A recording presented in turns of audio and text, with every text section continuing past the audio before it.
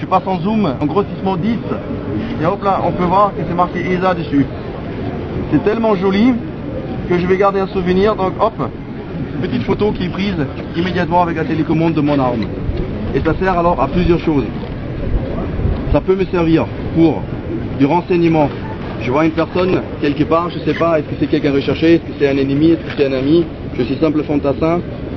Je ne suis pas censé toujours tout savoir, c'est pour ça qu'il y a des gens qui commandent. Alors je prends une photo, j'envoie ça à ma hiérarchie qui commande, le chef de groupe, le chef de section. Eux ils font l'identification à ma place, ils me renvoient le message par radio, par ostéophonie. Je vous explique de suite ce que c'est. Ils m'envoient l'information me disant non c'est bon, celui-là il a le droit d'y être, laisse-le. Ou il dit ok, bien pris l'image, on va envoyer une équipe d'intervention pour faire une arrestation. Il peut avertir, vu qu'il y a la position GPS qui est intégrée, donc il peut avertir un tireur d'élite avec l'image en visuel. C'est fini maintenant de dire oui c'est un homme avec une chemise bleue, une cravate rouge. Non, non, il a l'image directement avec la position GPS pour pouvoir traiter la cible directement. On peut le faire pour des véhicules, pour des aéronefs. Pas tout le monde connaît tout en renseignement. Donc il y a une silhouette d'un char sur une montagne quelque part. Ah, c'est un de nous, est-ce que c'est pas un de nous? Prends une petite photo, on va chez le chef dit non, non c'est bon, c'est un T-55, c'est un char russe. C'est bon, tu peux mettre une roquette, tu peux tirer, c'est pas un de chez nous. Ça peut servir aussi, comme je disais, en combat localité, pour traverser deux pièces, juste pour savoir s'il y a quelqu'un dans le couloir.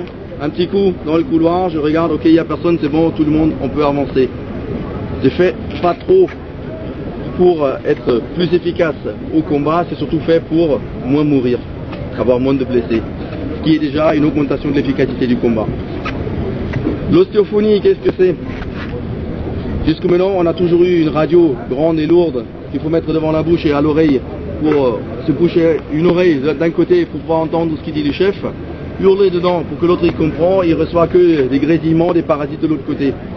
C'est fini, ça appartient maintenant au passé avec Félin. Avec Félin, on passe à l'ostéophonie. L'ostéophonie, c'est un casque que je pose pas sur les oreilles, mais juste devant, sur ce qu'on appelle l'arcade zygomatique, qui est l'os qui part de la pommette vers l'oreille. Les vibrations de mon casque, de mes écouteurs sur les os, transmettent les données voix directement à l'oreille interne. Donc j'entends de la voix à l'intérieur de ma tête et pas sur mes oreilles. Ça n'a que des avantages, pas d'inconvénients.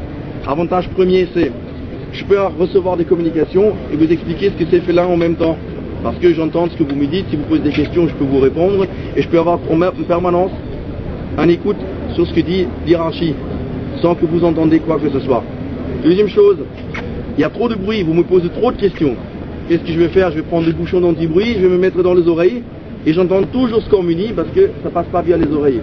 Et après, pour un champ de bataille, une application, c'est si vous avez dû à une explosion, un traumatisme, les oreilles, vous êtes sonné, ou vous avez carrément un déchirement du tympan, vous avez un saignement de l'oreille, c'est très désagréable, vous êtes désorienté, vous pouvez toujours entendre les communications.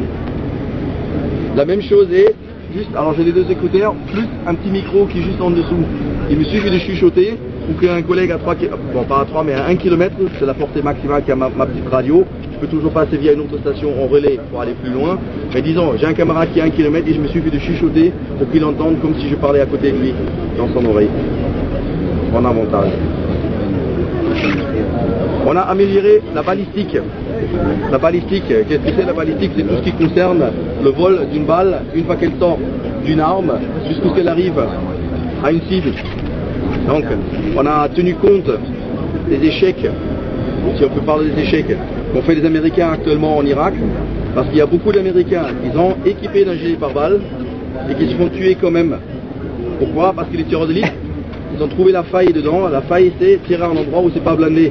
Tirer quelqu'un dans une jambe, ça l'immobilise, mais ça le tue pas. Mais si je veux le tuer, je passe par où? Mais je passe par les bras. Je les tire dans un bras.